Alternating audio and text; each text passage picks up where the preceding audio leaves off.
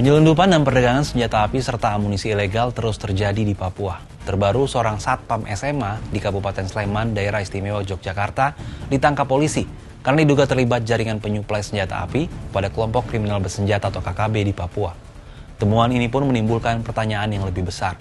Cara apa saja sebenarnya yang digunakan oleh KKB untuk mendapatkan pasokan persenjataan?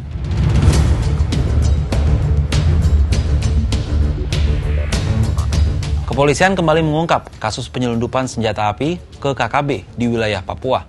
Dalam kasus ini, aparat menyita 6 pucuk senjata api dan ratusan amunisi senilai 1,3 miliar rupiah yang akan diselundupkan untuk KKB di Kabupaten Puncak Jaya, Papua Tengah. Pelaku penyelundupan itu adalah Yuni Enumbi yang merupakan bekas prajurit TNI.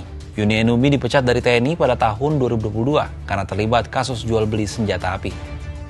Satgas Operasi Damai Kartens bekerjasama dengan Polda Jawa Timur, Polda Daerah Istimewa Yogyakarta, dan Polda Papua Barat mengidentifikasi dan menangkap pelaku lainnya. Dari hasil pengembangan penyelidikan, 4 tersangka tambahan berhasil ditangkap sekaligus menyita 5 senjata api serta 982 butir amunisi di Kabupaten Bojonegoro, Provinsi Jawa Timur. Polisi juga mengamankan 1 tersangka bernama Adi Pamungkas yang berprofesi sebagai satpam SMA dan mengamankan 4 pucuk senjata dan 262 butir amunisi di Kabupaten Sleman, Yogyakarta. Kepala Operasi Damai Kartens Brigadir Jenderal Faisal Ramdhani dalam keterangannya Sabtu 8 Maret 2025 di Jayapura, Papua memaparkan, pengungkapan kasus ini dilakukan dalam operasi pada 1 hingga 7 Maret 2025. Pertanyaannya, dari mana sebenarnya senjata dan amunisi yang dipasok kepada KKB ini didapatkan?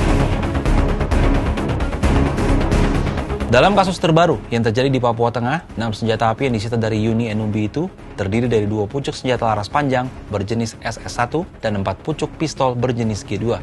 Menurut polisi, senjata-senjata tersebut merupakan produksi PT Pindad.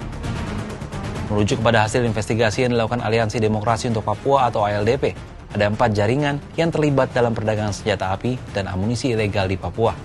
Mereka adalah jaringan antar sesama kelompok OPM, jaringan antar oknum anggota TNI Polri dan OPM, oknum anggota TNI Polri dengan masyarakat sipil, dan antar sesama masyarakat sipil. Investigasi itu juga mengungkap 3 jalur yang biasa digunakan pelaku penyelundupan senjata di Papua. Jalur pertama adalah jalan setapak di hutan dan rute mobil di pinggir kota. Jalur kedua adalah laut dan sungai, sedangkan jalur ketiga adalah menggunakan moda transportasi udara.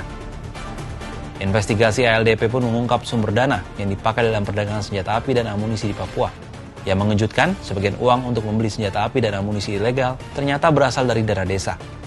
Sumber dana lainnya adalah dana hasil tambang emas ilegal dan dana yang beredar saat pelaksanaan pilkada.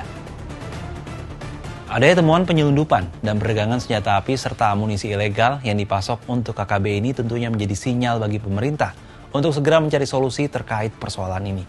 Pasalnya, perdagangan senjata api dan amunisi ilegal turut memicu meluasnya konflik bersenjata di Papua yang dikhawatirkan akan memakan lebih banyak korban. Kalau menurut sahabat Kompas, gimana pendapatnya terkait kasus penyelundupan dan perdagangan senjata ilegal ke Papua ini?